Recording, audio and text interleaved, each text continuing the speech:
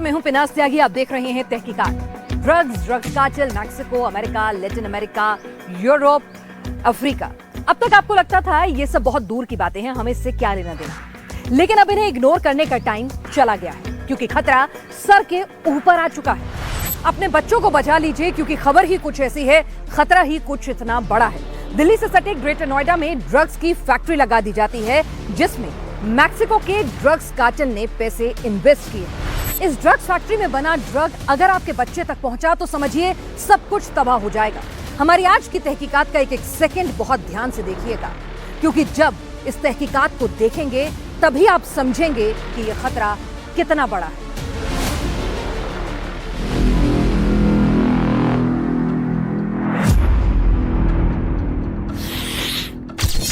ये ड्रग लिया तो आदमी हिंसक होने लगता है। ये ड्रग लिया तो इंसान खून का प्यासा हो जाता है। ये ड्रग लिया तो दिल की धड़कन तेज हो जाती है। ये ड्रग लिया तो नींद उड़ जाती है, भूख मर जाती है। ये ड्रग लिया तो आदमी पीछे का सब कुछ भूल जाता है। ये ड्रग लिया तो इंसान के सर पर खून सवार हो जाता है। ये ड्रग लिया तो हकीकत और फसाने में अंतर नहीं कर सकते। एक खुराक, इस ड्रग की बस खुराक इंसान को एनिमल बना देती है। बस एक खुराक लेने से आदमी इस ड्रग का गुलाम बन जाता है। ये ड्रग है मेथाम्फेटामाइन, जिसे आमतौर पर मेथ ड्रग कहते हैं। इस ड्रग के कुछ और पॉपुलर नाम हैं। इसे ब्लू, आइस और क्रिस्टल भी कहा जाता है।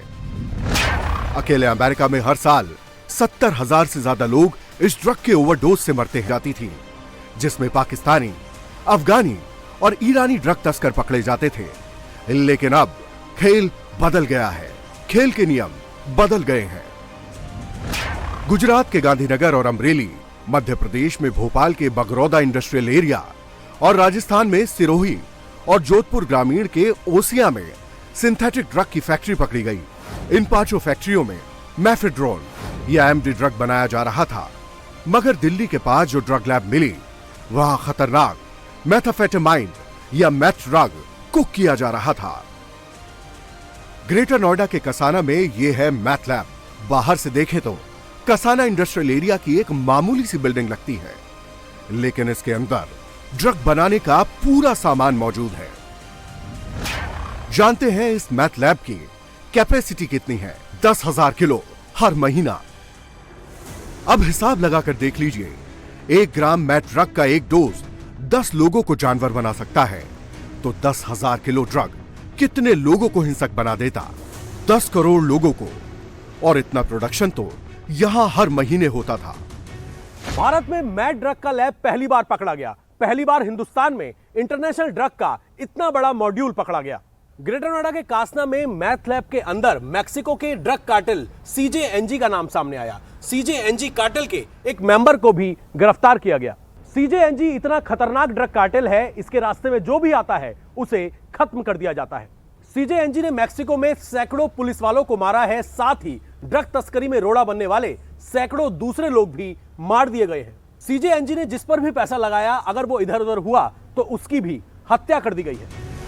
ग्रेटर नोएडा के कसाना की इस ड्रग फैक्ट्री में छापा पड़ा तो 95 किलो से ज्यादा तैयार मैथ ड्रग मिला। यह छापा मारने से पहले एनसीबी और दिल्ली पुलिस स्पेशल सेल ने 1.25 साल तैयारी की। जी हां, 1.25 साल। मैक्सिकन ड्रग कार्टेल सीजेएनजी भारत में इंटरेस्ट ले रहा है और यहां दिल्ली के आसपास ड्रग फैक्ट्री लगाने वाला है। यह इंफॉर्मेशन एनसीबी को पहली बार जुलाई 2023 में मिली थी। 2023 में ही एनसीबी को कसाना के इस मैथ लैब का एड्रेस मिल गया था, लेकिन छापा मारा गया 25 अक्टूबर 2024 को। क्यों? करेंगे इसकी पूरी तहकीकात। ये जनरली अर्बन सेंटर्स में कंज्यूम हो रहा है। ये कोकेन और हीरोइन से ज्यादा खतरनाक ड्रग माना जा रहा है। ग्रेटर नोएडा मैथ लैब का मालिक अचानक से 120 किलोमीटर की स्पीड से गाड़ी चलाते चलाते ब्रेक लगा देता था। किसी मीटिंग में जाते वक्त वो अपने साथ मोबाइल फोन कैरी नहीं करता था।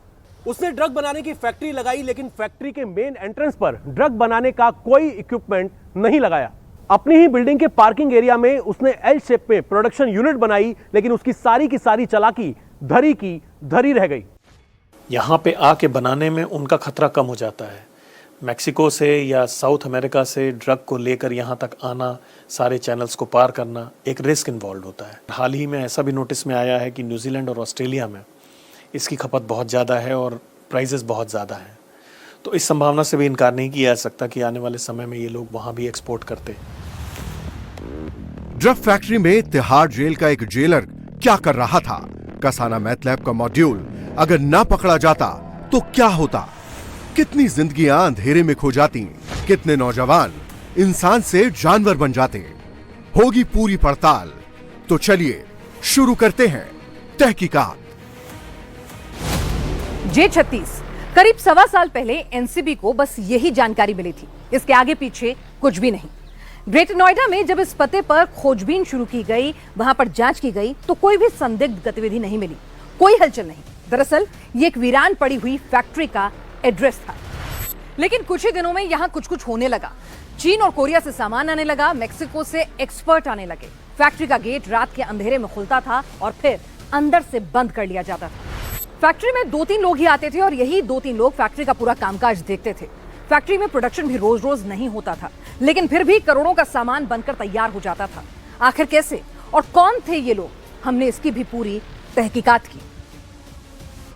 4 करोड़ का इन्वेस्टमेंट, 400 करोड़ की ड्रग्स और 4000 करोड़ का dark network.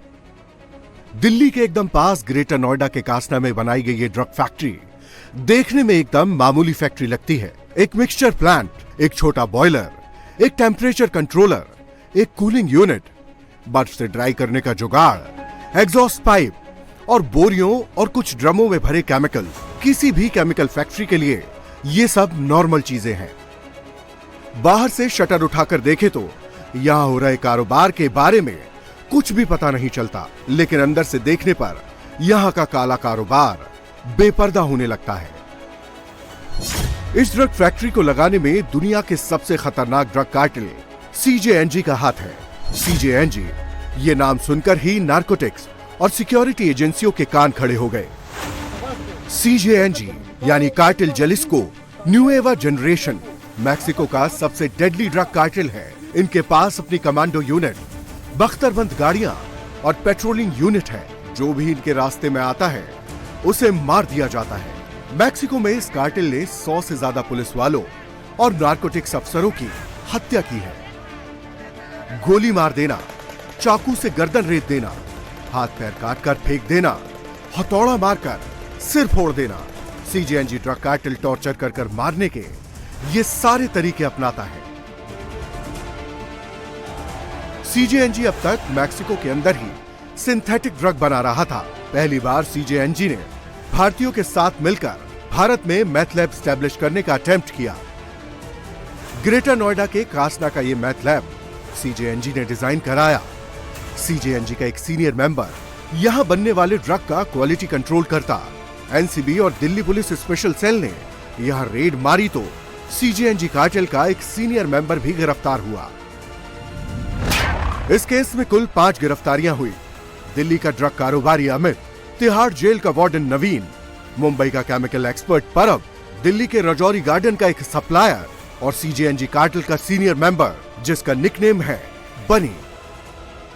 Kasna math lab की तहकीकात के लिए इंडिया टीवी रिपोर्टर अभय पराशर ग्रेटर नोएडा के कासना साइट 5 इंडस्ट्रियल एरिया पहुंचे। J-36 नंबर की फैक्ट्री को NCB और दिल्ली पुलिस स्पेशल सेल ने सील करके रखा है। कासना इलाके में इंडस्ट्रियल इलाका है साइट 5। ये पूरा इलाका जो आप देख रहे हैं ये कासना का साइट 5 है। इंडस्ट्रियल इलाका है, अलग अलग इंडस्ट्री फैक्ट्री जो है वो इस इलाके के अंदर लगती हैं। ये J-36 ये एड्रेस है। ये जो फैक्ट्री आप देख रहे हैं सफेद रंग की, यहाँ पर NCB ने जब छापेमारी की तो इस छापेमारी में NCB ने यहाँ पर देखा कि सिंथेटिक मैथ यानी कि जो ड्रग्स है, बहुत खतरनाक ड्रग्स है, उसको यहाँ पर बनाया जा रहा है। ड्रग्स बनाने के लिए कासना साइट 5 इंडस्ट्रियल एरिया की J-36 फैक्ट्री का सिलेक्शन करीब 1.5 साल पहले कर लिया गया था। मैक्सिकन ड्रग कार्टेल सीजेएनजी ने तभी से इसमें इंटरेस्ट लेना शुरू कर दिया था। सीजेएनजी का बिजनेस इंटरेस्ट बड़े लेवल का था, जिसके बारे में नारकोटिक्स कंट्रोल ब्यूरो को 2023 में पहला टिप मिला था। असल में एनसीबी को साल 2023 जुलाई में एक इनपुट मिला, एक विदेशी एजेंसी से इनपुट ये मिला कि मैक्सिकन की जो कार्टेल है, जो कि सबसे खतरनाक और डेडली कार्टेल है सीजेएनजी, उनका एक सीनियर हाई लेवल का एक जो ड्रग कार्टेल को चलाता है वो खुद इंडिया आया हुआ है। उसको फॉलो करना शुरू किया, उसकी रेकी की, टेक्निकल सर्विलेंस और फिजिकल सर्विलेंस से उसकी रेकी की गई। जांच में ये पता चला कि ये शख्स होटल में रहता है, दिल्ली के एक बड़े होटल में, बाहर जाता है, एक तरीके से हॉलिडे मना रहा है। साल 2023 के नवंबर के आसपास ये विदेशी जो शख्स है, यानी कि मैक्सिकन कार्टेल का जो एक हाई सीनियर मेंबर है, ये एक भारतीय से मिलता है। पहली बार किसी इंडियन शख्स से इसकी दिल्ली के एक होटल में मुलाकात होती है। जब उस शख्स की पहचान की जाती है तो पता लगता है ये अमित नाम का शख्स है। अमित, जिसने ये फैक्ट्री J36 इसको खरीद लिया था तकरीबन 4 करोड़ रुपए में। इसकी रजिस्ट्री होनी बाकी थी, पूरी पेमेंट वो कर चुका था। अमित कुमार सिंह सीजेएनजी ड्रग कार्टेल को भारत में इंट्रोड्यूस करने वाला मास्टरमाइंड है। अमित को 2013 में डीआरआई ने एनडीपीएस एक्ट में गिरफ्तार किया था। तब उसे तिहाड़ जेल में रखा गया था। तिहाड़ में उसकी मुलाकात जेल के वार्डन नवीन से हुई। नवीन को उसने पैसे का लालच देकर बिजनेस पार्टनर बना लिया। तिहाड़ का जेल वार्डन नौकरी से फ्री होकर ड्रग के धंधे में अमित की मदद करता। इस केस की इनसाइड स्टोरी जानने के लिए इंडिया टीवी की टीम नारकोटिक्स कंट्रोल ब्यूरो के ऑफिस भी पहुंची। हमने इस केस को हैंडल करने वाले एनसीबी के deputy director general Dnyaneshwar Singh से बात की। बहुत ही सोफिस्टिकेटेड लैब थी और इक्विपमेंट सारे इंपोर्ट किए गए थे। तो इससे संबंधित मशीनरी भी वहाँ पे मिली और केमिकल एक्सपर्ट भी मौजूद था। इनकी पूरी गतिविधि को देखने के लिए हमने इसमें एक मास्टरमाइंड गिरफ्तार किया है, एक उसका सहयोगी फाइनेंसर, एक केमिस्ट और एक सीजेएनजी ग्रुप कार्टेल का जो मैक्सिकन कार्टेल है बहुचर्चित, उसका एक मेंबर भी हमने गिरफ्तार किया है। ये विश्व स्तर पे काफ़ी खतरनाक माना जाने वाला गिरोह है। मैक्सिको में इस समय सीजेएनजी और सिनालोआ 2 कार्टेल्स चल रहे हैं, जिसमें सीजेएनजी ज़्यादा खतरनाक इसलिए मानते हैं क्योंकि ये लोग वायलेंस में विश्वास रखते हैं और इनफैक्ट शूट आउट में इन लोगों ने पुलिस ऑफिसर्स की भी हत्याएं की हैं। उनके ग्रुप का एक मेंबर यहाँ पे मौजूद था सारे ऑपरेशन को ओवरसी करने के लिए। और जितनी हमें जानकारी है, सीजेएनजी ग्रुप का ये पहला ऑपरेशन था इंडिया में एक लार्ज स्केल लैब सेटअप करके इस ड्रग को बनाने के लिए। कासना साइट 5 इंडस्ट्रियल एरिया में फैक्ट्री की लोकेशन फाइनल हो चुकी थी। नक्शा तैयार कर लिया गया था। अब जरूरत थी इक्विपमेंट्स मंगाने की। अमित ने लोकल मार्केट की जगह चाइना से इक्विपमेंट मंगाना शुरू किया, लेकिन वो इस बात से अनजान था कि एनसीबी की एक टीम उसकी हर गतिविधि पर नजर रख रही है। एनसीबी के कुछ अफसर लगातार कासना साइट 5 इंडस्ट्रियल एरिया की रेकी कर रहे थे। फरवरी 2024 में इस लैब में यहां पर पूरी तरीके से सेटअप कर दिया, जिसके लिए जब अमित की जांच की गई इस रेड से पहले तो पता लगा कि वो चाइना, यूरोप और अलग अलग देशों से कुछ लैब के इक्विपमेंट्स मंगा रहा है। एक केमिकल एक्सपर्ट से जांच करवाई गई, लैब एक्सपर्ट से, तो उसने बताया इस तरीके के इक्विपमेंट जो है वो मेथ यानी कि ड्रग्स को बनाने के लिए इस्तेमाल किए जाते हैं। इसके बाद शक का दायरा और बढ़ा। ये जो पूरा इलाका आप देख रहे हैं, इंडस्ट्रियल इलाका, इसकी लगातार रेकी की गई। मैक्सिकन जो शख्स था वो इंडिया से नवंबर एंड में 2023 में वापस मैक्सिको चला गया, लेकिन एक मैक्सिको का दूसरा शख्स इस खतरनाक कार्टेल का यहीं पर मौजूद था। अमित से मिलने के लिए मुंबई का एक केमिस्ट जो कि केमिकल एक्सपर्ट है, परब, वो एक होटल आता है। वो लगातार पिछले 1-2 साल से दिल्ली आ रहा था, लेकिन अभी अप्रैल के महीने में, जून के महीने में, सितंबर के महीने में उसका जो आने का पैटर्न था वो बदल जाता है, यानी कि महीने में 2 से 3 बार वो यहां आ रहा था। मैथ ड्रग केमिकल से तैयार किया जाता है। इसका कच्चा माल राजौरी का सप्लायर मुहैया करा रहा था। तैयार होने के बाद मैथ लिक्विड फॉर्म में होता है। ठंडा करने के बाद क्रिस्टल जैसा हो जाता है, जो देखने में आइस जैसा लगता है। बाहर से ड्रग्स लाना, उनको ट्रांजिट करना या यहाँ पर कंज्यूमर्स को प्रोवाइड करना, ये ट्रेंड पहले था।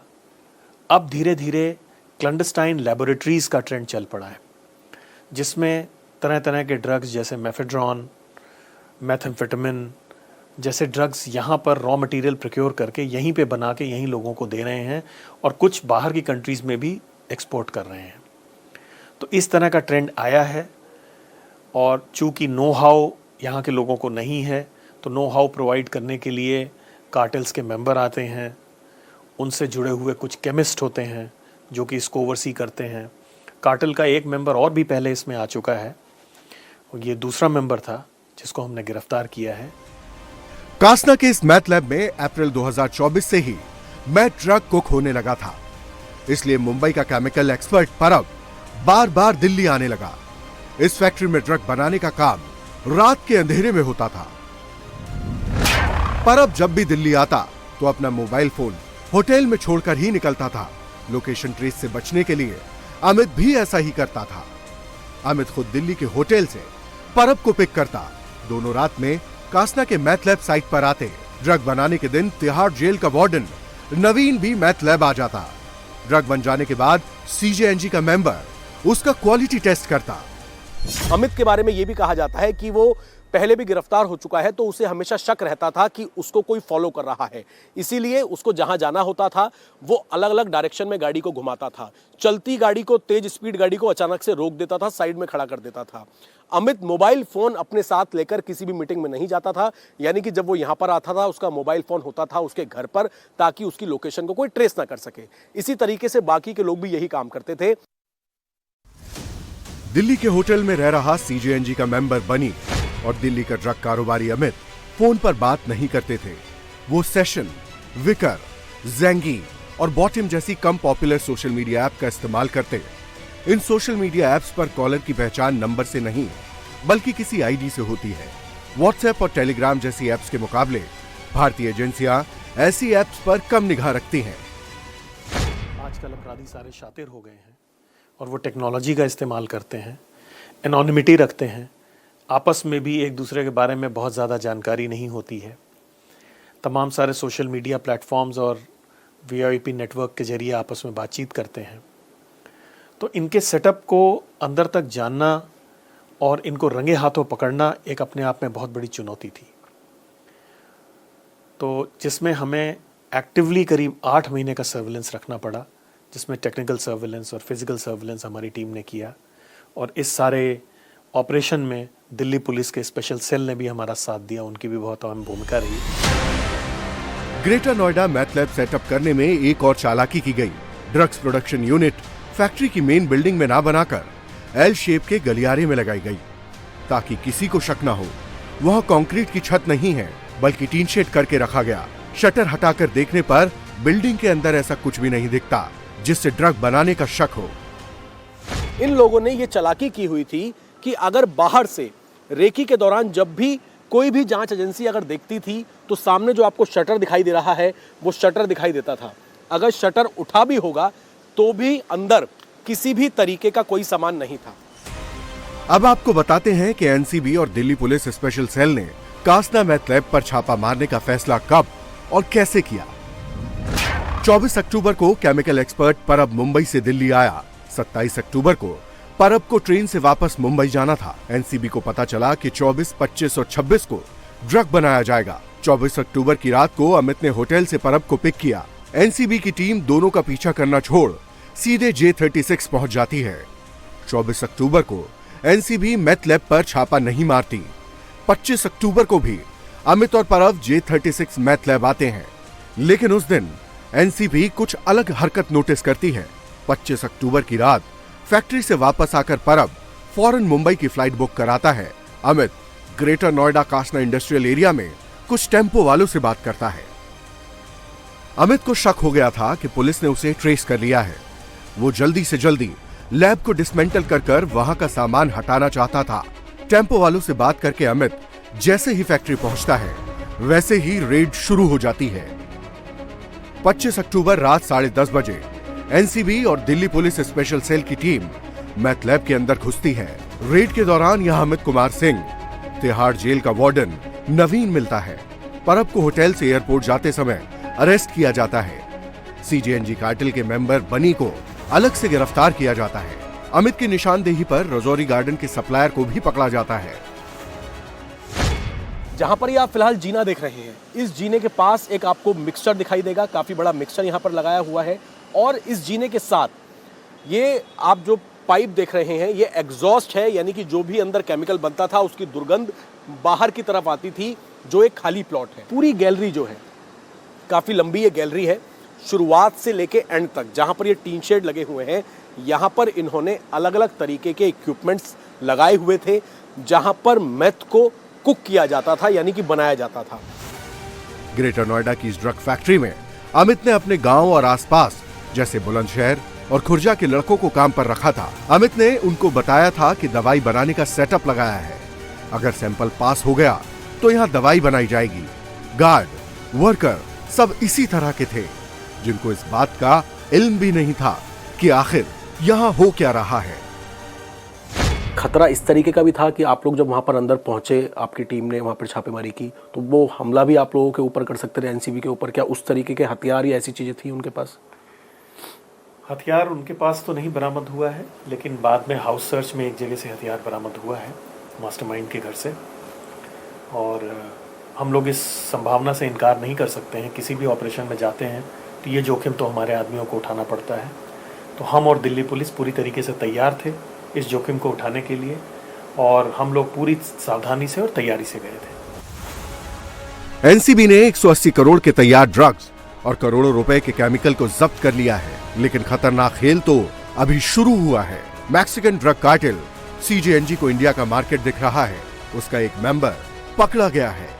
साथ ही अमित की वजह से सीजेएनजी के करोड़ों रुपए वेस्ट हुए हैं। ऐसे में इन दोनों की जान को भी खतरा है। ड्रग्स की फैक्ट्री लगेगी तो पकड़ी जाएगी, कारखाना लगेगा तो पता चल जाएगा, लेकिन घर घर में अगर ड्रग्स का मास प्रोडक्शन होने लगेगा तो फिर कैसे पता चलेगा? ऐसा नहीं है कि घर में ड्रग्स की पोर्टेबल फैक्ट्रीज नहीं बन रही हैं, बल्कि फ्लैट में भी ड्रग्स तैयार हो रहा है और बेचा जा रहा है। इस तरह की पोर्टेबल ड्रग्स फैक्ट्री के लिए ट्रेनिंग देने के लिए अमेरिका, लैटिन अमेरिका और अफ्रीका के देशों से एक्सपर्ट आते हैं और कई जगहों पर तो बाकायदा सुपरवाइज भी करते हैं। ड्रग्स का डेंजर जोन आपके घर की चौखट तक पहुंच चुका है। अगर बचना है तो संभल जाइए। सोसाइटी फ्लैट में गांजे का गार्डन, 4 BHK फ्लैट में गांजे की खेती, 80 गमलों में नशे का मिनी प्रोडक्शन हाउस, 6000 की लागत, 60,000 की कमाई। ग्रेटर नोएडा की पुलिस इस सोसाइटी के 10वें फ्लोर पर एक फ्लैट में घुसी तो अंदर का सीन देखकर दंग रह गई। फ्लैट के अंदर गांजे की नर्सरी बनी हुई थी, बाकायदा नशे का प्रोडक्शन हाउस चल रहा था। ये तो कोई बात नहीं, ये नर्सरी तुम बना के रखो, तुम अपनी नर्सरी बना लो। ये दूसरे फ्लोर पे बना रखा है इसने सर, ये दूसरे फ्लोर की है इसकी। फ्लैट की बालकनी में गांजा, फ्लैट के ड्राइंग रूम में गांजा, फ्लैट के बेडरूम में गांजा। पुलिस ने गिनती की तो गांजे के पूरे 80 गमले मिले। इन गमलों में विदेशी गांजा ओजी का कल्टीवेशन हो रहा था। गमलों में गांजे की लहलहाती फसलें देखकर पुलिस ज्यादा चौकस हुई तो करीने से एक एक सामान चेक किया जाने लगा। गांजे के बीज, खाद, केमिकल, खेती और सिंचाई के उपकरण, ये सारी चीजें उसी फ्लैट से मिली। इसके बाद पुलिस ने फ्लैट में रहने वाले राहुल चौधरी को हिरासत में लेकर कड़ाई से पूछताछ करना शुरू किया तो एक एक कर सारे राज खुलने लगे। नोएडा पुलिस की पूछताछ में पता चला कि राहुल चौधरी ने ओटीटी प्लेटफॉर्म पर फिल्म हाई देखकर नशे की खेती का प्लान किया, लेकिन वो मूल रूप से मेरठ का रहने वाला था। मेरठ में हाई क्वालिटी के ड्रग्स की डिमांड नहीं थी, इसीलिए वो ग्रेटर नोएडा आया, यहाँ पर 4 BHK अपार्टमेंट लिया और फिर नशे की खेती शुरू कर दी। गांजे का पौधा घरों में नहीं उगता, इसे बालकनी में नहीं उगाया जा सकता, क्योंकि इसके लिए एक खास एनवायरनमेंट चाहिए, एक खास तापमान चाहिए, सूरज की रोशनी भरपूर मिलनी चाहिए। राहुल चौधरी ने इन सब चीजों का जुगाड़ निकाल लिया। फ्लैट के अंदर गांजे की खेती के लिए उसने विदेशी वेबसाइट से कैलिफोर्निया के गांजे के बीज मंगवाए। टेम्परेचर कंट्रोल के लिए फ्लैट के सभी कमरों में एसी लगवाया। सूरज की रोशनी के लिए स्पेक्ट्रम लाइट का इंतजाम किया। गमले में मिट्टी की जगह नारियल के बुरादे का इस्तेमाल किया। गांजा तैयार होने पर वो डार्क वेब पर हाई क्वालिटी गांजे का ऑर्डर लेता। एक पौधे से तैयार गांजे को 50 से 80 हजार रुपए में बेचता। ये जब्त किया गया गांजा हाई क्वालिटी गांजा है। हाई सोसाइटी में इसे प्रीमियम क्वालिटी ओजी कहा जाता है, जिसकी कीमत प्रति ग्राम के हिसाब से होती है। फ्लैट के अंदर गांजे का एक पौधा तैयार होने में तकरीबन 100 से 110 दिन का वक्त लगता था।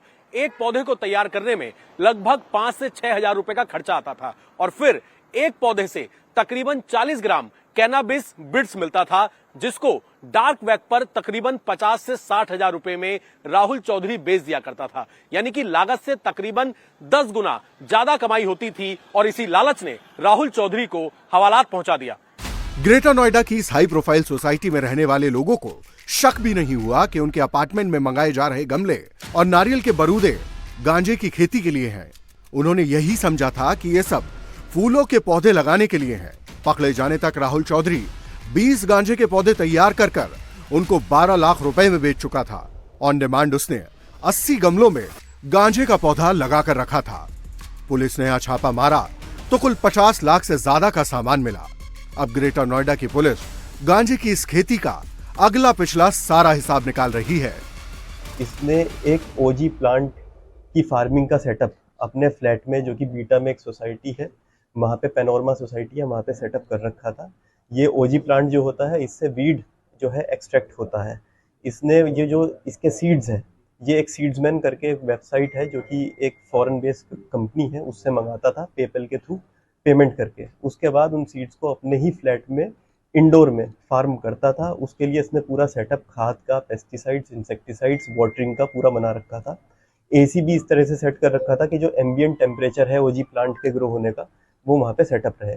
क्योंकि फ्लैट में सनलाइट नहीं होती थी, तो सनलाइट की भी एनवायरनमेंट क्रिएट करने के लिए इसने बताया था कि अमेजोन से कुछ फुल स्पेक्ट्रम लाइट्स हैं जो इसने मंगाई थी और जिससे वो सनलाइट वाला एनवायरनमेंट ये क्रिएट करता था। ये अब तक, जैसे कि इसने बताया पूछताछ में, अब तक पिछले 4 महीने से पहले इसने काम शुरू किया था। एक प्लांट को बनाने में इसको 100 डेज 110 दिन लगते हैं और एक प्लांट में जो लागत सारी चीज़ों की मिला के आ रही थी, इसको 5 to 6,000 की आ रही थी, जिसको 50 to 60,000 रुपीज़ में एक प्लांट को ये डार्क वेब पे अलग अलग चैट रूम्स में जाके इसने कुछ सेल भी किए हैं और आगे भी ये डार्क वेब पे ही सेल करता था। तो इस तरह से इसका पूरा ये एक बिजनेस मॉडल था। ग्रेटर नोएडा से 2000 किलोमीटर दूर बेंगलुरु में एक कपल ने अपने बालकनी गार्डन की तस्वीर फेसबुक पर डाली तो उनकी तस्वीर देखकर पुलिस को पता चला कि बालकनी के गमले में गांजे की खेती हो रही है। पुलिस पहुंची तो वहां एक नहीं बल्कि गांजे के कई पौधे मिले। मूल रूप से सिक्किम के रहने वाले कपल ने कबूल किया कि गांजे की खेती वो बेचने के लिए करते थे। उनके घर से 54 ग्राम तैयार गांजा भी मिला। नशे की छोटी छोटी नर्सरियां एक नहीं सैकड़ों की तादाद में हैं। नेचुरल ड्रग्स पर भी पुलिस और एनसीबी की लगातार नजर बनी रहती है, लेकिन सिंथेटिक ड्रग्स इनसे कहीं ज्यादा खतरनाक होता है। इन सभी मुद्दों पर मैंने बात की नारकोटिक्स कंट्रोल ब्यूरो के डिप्टी डायरेक्टर जनरल ऑपरेशन से। उन्होंने माना कि आजकल सिंथेटिक ड्रग्स की साइलेंट लैब, जो कि खतरनाक तरीके से चुपचाप बनाई जाती हैं, उनका चलन बहुत ज्यादा बढ़ गया है। इसमें विदेशी कार्टेल के लोग भी शामिल होते हैं और इनका चलन आए दिन बढ़ रहा है। ग्रेटर नोएडा के कासना में इसी तरीके की मैथ लैब बनाने की एक लैब पकड़ी गई, जहां पर बड़ी मात्रा में सिंथेटिक ड्रग्स का प्रोडक्शन होना था। उससे पहले ये फैक्ट्री पकड़ी गई, लेकिन छोटे छोटे जो कार्टेल हैं, छोटे छोटे जो प्रोडक्शन हाउस हैं, उन पर भी नारकोटिक्स कंट्रोल ब्यूरो की नजर बनी रहती है। दिवाली से अगले दिन यानी 1 नवंबर की रात तकरीबन 10 बजे दिल्ली पीसीआर को एक कॉल मिली कि महावीर इनक्लेव डाबरी में एक छत पर आग लग गई है। इस कॉल के बाद दिल्ली पुलिस मौके पर पहुंचती है तो देखती है कि कुछ टंकियों के साथ टीन शेड कैबिन में आग लगी है और वो वहां पर जला हुआ मिला। उससे धुआं उठ रहा था। दिल्ली पुलिस को संदेह हुआ। पुलिस ने फॉरेंसिक टीम बुलाई, जिसके बाद ये खुलासा हुआ कि धुआं केमिकल का है और केमिकल का इस्तेमाल करके ही ड्रग्स बनाए जा रहे थे। केवल 2 दिन पहले यहां अफ्रीकी मूल के 2 लोगों को एक फ्लैट किराए पर दिया गया था। 2 दिन में ही उन्होंने छत पर एक लैब बना ली और वहां ड्रग्स बनाने की कोशिश करने लगे। इसी साल की बात है कि दिल्ली पुलिस ने ग्रेटर नोएडा में छापा मारकर ड्रग्स बनाने की लैब पकड़ी और 4 अफ्रीकी नागरिक गिरफ्तार किए। यहां एक घर में ही ड्रग्स बनाने का लैब तैयार कर लिया गया था। पुलिस ने यहां से 20 किलो से ज्यादा रॉ मटेरियल और एम्फेटामाइन ड्रग बरामद किया। एम्फेटामाइन ड्रग की डिमांड यंगस्टर्स में ज्यादा है। ड्रग लेने पर भी मुंह से स्मेल नहीं आती, ये बॉडी पर बहुत जल्दी असर करता है। तीसरी बार में ही इंसान इसका एडिक्ट हो जाता है। पहले यह ड्रग विदेश में मिलता था, अब ड्रग के विदेशी कारोबारी इसे भारत में ही आकर तैयार कर रहे हैं और हिंदुस्तानी युवाओं की नसों में पहुंचा रहे हैं। राजस्थान के बाड़मेर में रेतीले धोरों के बीच ड्रग्स की फैक्ट्री बना ली गई।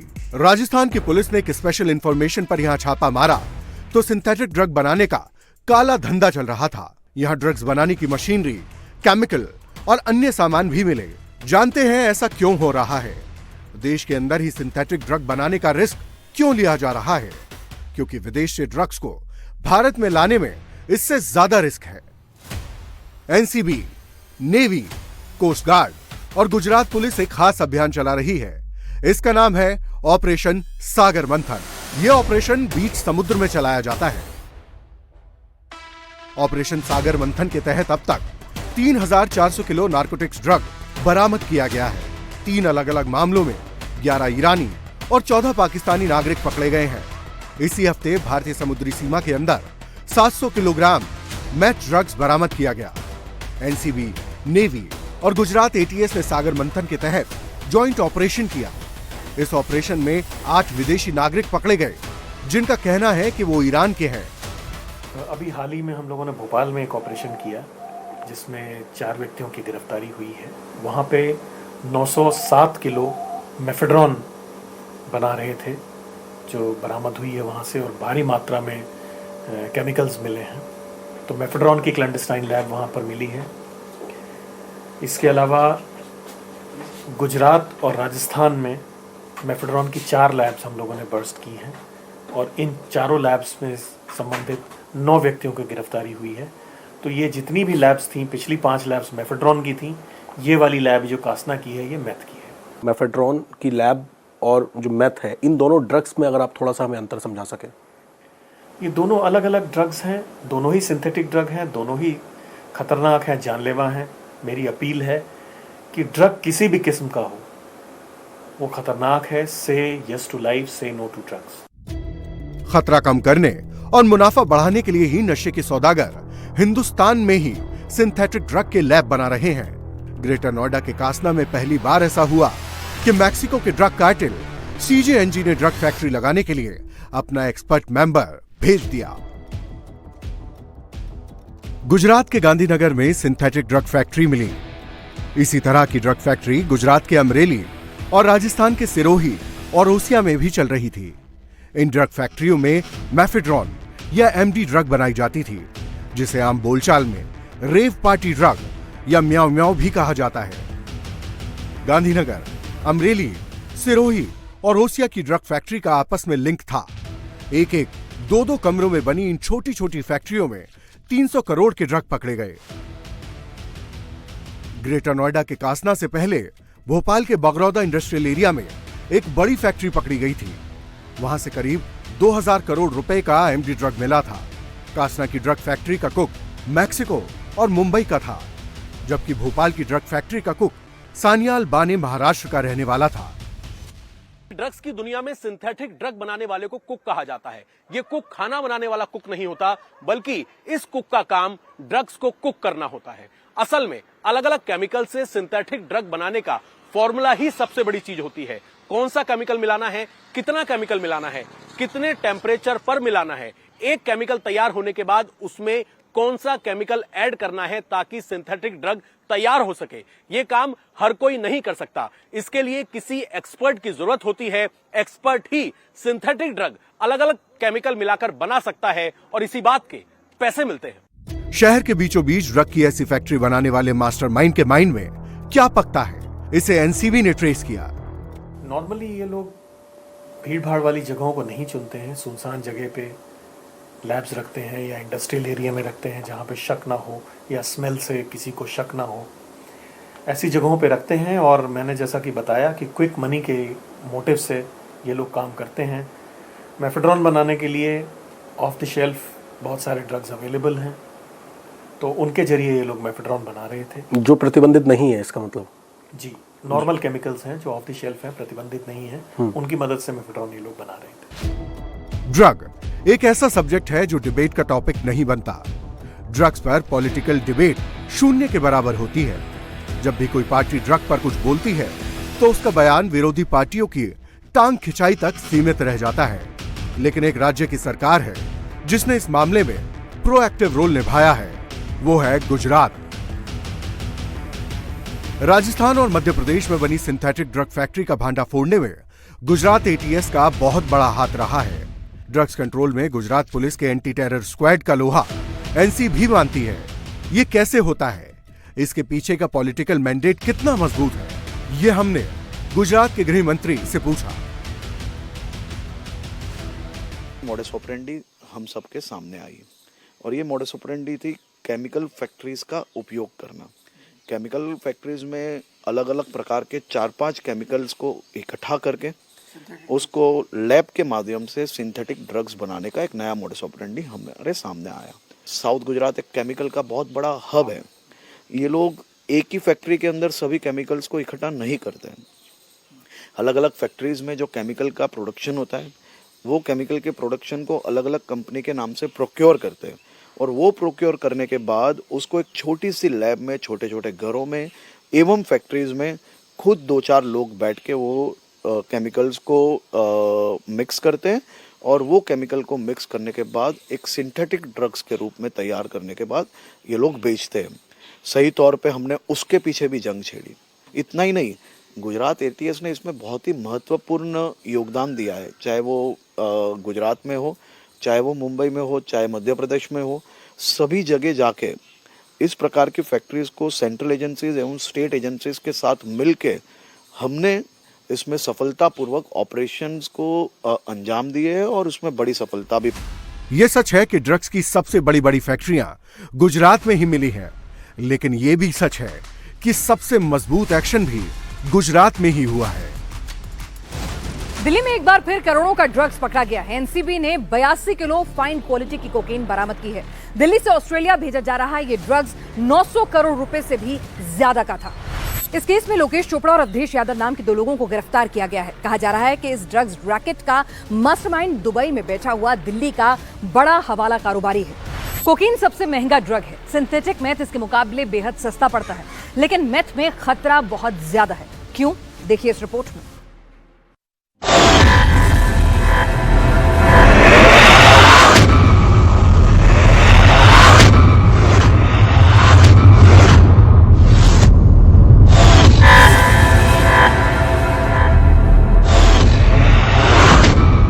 ग्रेटर नोएडा के कासना ड्रग लैब में बनाया जा रहा मेथाम्फेटामाइन या मेथ ड्रग दुनिया भर में सबसे ज्यादा कंज्यूम होने वाला सिंथेटिक ड्रग है।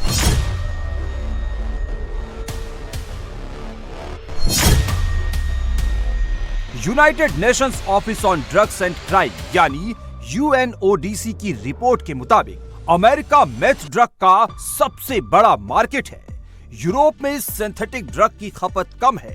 लैटिन अमेरिका में भी ये कम यूज होता है। अमेरिका के बाद ये एशिया में खपाया जाता है। साउथ ईस्ट एशिया इसका दूसरा सबसे बड़ा मार्केट है। एशिया से ही ये ड्रग अफ्रीका तक पहुंचता है। मगर मेथ ड्रग्स का सबसे तेजी से उभरता मार्केट है भारत और ऑस्ट्रेलिया। कोकीन और हेरोइन महंगा नशा है, मेथ उसके मुकाबले सस्ता नशा है। सूखा नशा लेने के एडिक्ट हो चुके लोगों को गांजा और भांग में वो बात नहीं मिलती जो मेथ ड्रग्स में मिलती है। एशिया और ऑस्ट्रेलिया के मार्केट को कैप्चर करने के लिए ही CJNG ने भारत में मेथ ड्रग्स फैक्ट्री लगाने की सोची। अगर CJNG का प्लान सक्सेसफुल हो जाता तो यहां हर महीने 10,000 किलो सिंथेटिक मेथ ड्रग का प्रोडक्शन होता, जिसे साउथ ईस्ट एशिया होते हुए ऑस्ट्रेलिया के बाजार तक पहुंचा दिया जाता। 10,000 किलो मेथ ड्रग्स का मतलब हुआ 10 से 20,000 करोड़ के ड्रग्स का हर महीने प्रोडक्शन। भारत की बड़ी से बड़ी फैक्ट्रियों का भी ये टर्नओवर नहीं है। केवल 4 करोड़ में खरीदी गई फैक्ट्री से हर महीने इतना पैसा बनने वाला था, लेकिन ऐन वक्त पर एनसीबी ने छापा मार दिया। नॉर्मली ये लोग भीड़ भाड़ वाली जगहों को नहीं चुनते हैं, सुनसान जगह पे लैब्स रखते हैं या इंडस्ट्रियल एरिया में रखते हैं जहाँ पे शक ना हो या स्मेल से किसी को शक ना हो, ऐसी जगहों पे रखते हैं। और मैंने जैसा कि बताया कि क्विक मनी के मोटिव से ये लोग काम करते हैं। मेफेड्रोन बनाने के लिए ऑफ द शेल्फ बहुत सारे ड्रग्स अवेलेबल हैं, तो उनके जरिए ये लोग मेफेड्रोन बना रहे थे। जो प्रतिबंधित नहीं है इसका मतलब?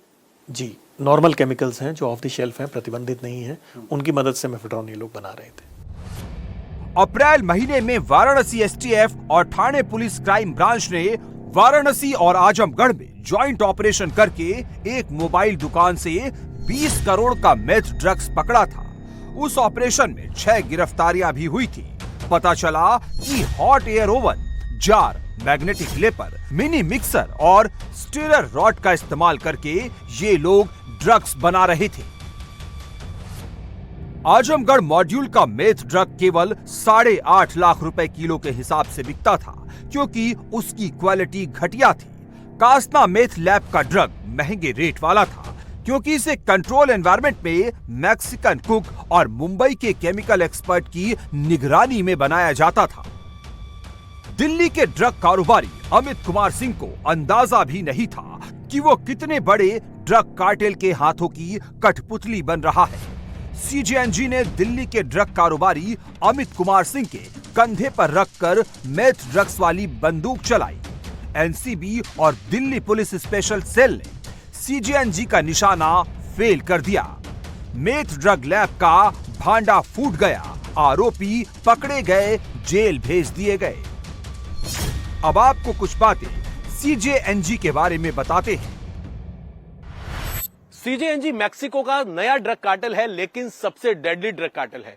पिछले साल जून में मैक्सिको की एक घाटी के अंदर 45 बैग मिले। जब इन बैग को खोला गया, इनकी जांच हुई, तो इनमें इंसानों के हाथ पैर के हिस्से और साथ ही धड़ मिले। जांच हुई तो पता चला ये काम किसी और का नहीं बल्कि सीजेएनजी ड्रग कार्टेल का है। सीजेएनजी 2009 में बना। माइलेनियो कार्टेल टूटने से 2 ग्रुप बने, सीजेएनजी और ला रेजिस्टेंशिया। आपसी गैंगवार में सीजेएनजी ने ला रेजिस्टेंशिया को हरा दिया। 6 महीने से भी कम समय में मिलेनियो कार्टेल के पूरे नेटवर्क पर सीजेएनजी का कब्जा हो गया। सीजेएनजी कार्टेल पर 300 से अधिक हत्याओं के आरोप हैं। ये अपने दुश्मनों पर ड्रोन और रॉकेट लॉन्चर से हमला करता है। इसकी मिलिशिया मैक्सिको अमेरिका बॉर्डर पर पेट्रोलिंग करती है और ड्रग्स तस्करी के लिए कोस्ट टू कोस्ट रूट का इस्तेमाल करती है। सीजेएनजी का नाम सबसे पहले साल 2009 में सामने आया था। पुलिस ने क्वांटाना रू में एक लावारिस ट्रक बरामद किया था। इस ट्रक में 3 लाशें पड़ी हुई थी। साथ ही एक पर्चा था जिस पर सीजेएनजी लिखा हुआ था। दावा किया गया था कि हम नया ग्रुप हैं, हम मैक्सिको के अंदर फिरौती और किडनैपिंग के खिलाफ हैं। हम मैक्सिको के अंदर किडनैपिंग और फिरौती को खत्म कर देंगे। हम मैक्सिको को क्लीन मैक्सिको बनाएंगे। एशिया और ऑस्ट्रेलिया के बाजार तक पहुंचना सीजेएनजी के लिए भी आसान नहीं है, क्योंकि इसके लिए उसे अटलांटिक महासागर पार करना पड़ता है। यहां अमेरिका की सख्त निगरानी रहती है। अमेरिका में ट्रंप की जीत के बाद सीजेएनजी की मुश्किल और बढ़ने वाली है। ड्रग तस्करी को लेकर अमेरिका की नई सरकार का रुख पहले से ज्यादा कठोर है।